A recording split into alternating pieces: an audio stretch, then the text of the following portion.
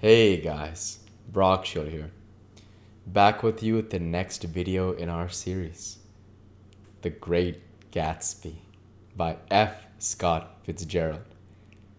Without further ado, returning to The Great Gatsby. A stout, middle-aged man with enormous owl-eyed spectacles was sitting somewhat drunk on the edge of a great table, staring with unsteady concentration at the shelves of books. As we entered, he wheeled excitedly around and examined Jordan from head to foot. "What do you think?" he demanded impetuously. "About what?" He waved his hand toward the bookshelves. "About that. As a matter of fact, you needn't bother to ascertain. I ascertained. They're real. The books," he nodded, "absolutely real. Have pages and everything. I thought they'd be a nice, durable cardboard. Matter of fact, they're absolutely real. Pages and... Here, let me show you."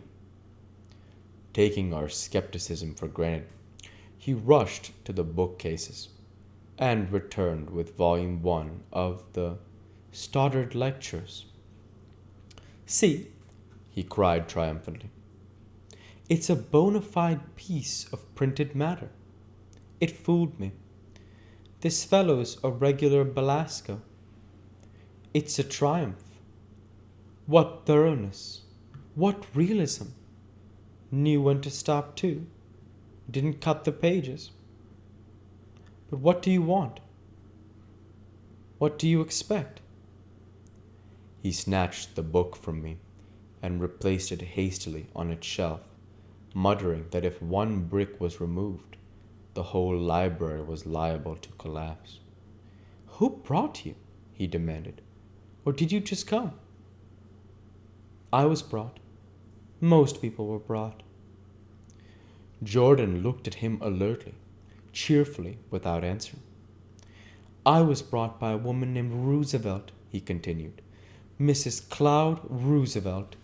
Do you know her? I met her somewhere last night. I've been drunk for about a week now, and I thought it might sober me up to sit in a library."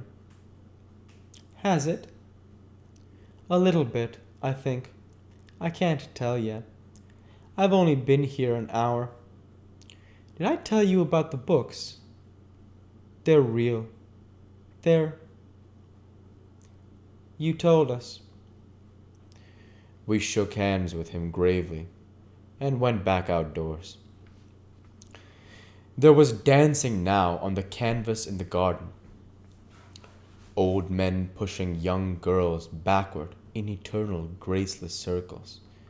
Superior couples holding each other tortuously, fashionably and keeping in the corners, and a great number of single girls dancing individualistically or relieving the orchestra for a moment of the burden of the banjo or the traps. By midnight, the hilarity had increased. A celebrated tenor had sung in Italian, and a notorious contralto had sung in jazz. Between the numbers, people were doing stunts all over the garden, while happy, vacuous bursts of laughter rose toward the summer sky. A pair of stage twins, who turned out to be the girls in yellow, did a baby act in costume, and champagne was served in glasses bigger than finger bowls. The moon had risen higher, and floating in the sound was a triangle of silver scales. Trembling a little to the stiff, tiny drip of the banjos on the lawn, I was still with Jordan Baker. We were sitting at a table with a man of about my age and a rowdy little girl who gave way upon the slightest provocation to the uncontrollable laughter. I was enjoying myself now. I had taken 2 finger bowls of champagne, and the scene had changed before my eyes into something significant, elemental, and profound. At a lull in the entertainment, the man looked at me and smiled. "Your face is familiar," he said politely. "Weren't you in the 3rd Division during the war?" "Why, yes. I was in the 9th Machine Gun Battalion. I was in the 7th Infantry until June 1918. I knew I'd seen you somewhere before." We talked for a moment about some wet, grey little villages in France. Evidently, he lived in this vicinity, for he told me that he had just bought a hydroplane and was going to try it out in the morning. "Want to go with me, old sport? Just near the shore along the Sound." "What time?" "Any time that suits you best." It was on the tip of my tongue to ask his name when Jordan looked around and smiled. "Having a gay time now?" she inquired. "Much better." I turned again to my new acquaintance. "This is an unusual party for me. I haven't even seen the host. I live over there." I waved my hand at the sorry, that's pretty funny. I waved my hand at the invisible hedge in the distance. "And this man, Gatsby, sent over his chauffeur with an invitation." For a moment, he looked at me as if he failed to understand. "I'm Gatsby," he said suddenly. "What?" I exclaimed. "Oh, I beg your pardon." "I thought you knew, old sport. I'm afraid I'm not a very good host." He smiled understandingly. Much more than understandingly.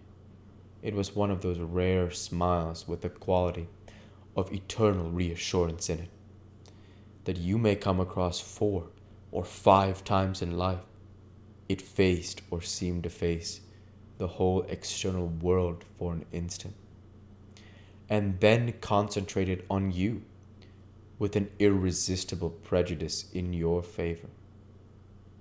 It understood you so far that you wanted to be understood, believed in you as you would like to believe in yourself, and assured you that it had precisely the impression of you that, at your best, you hoped to convey.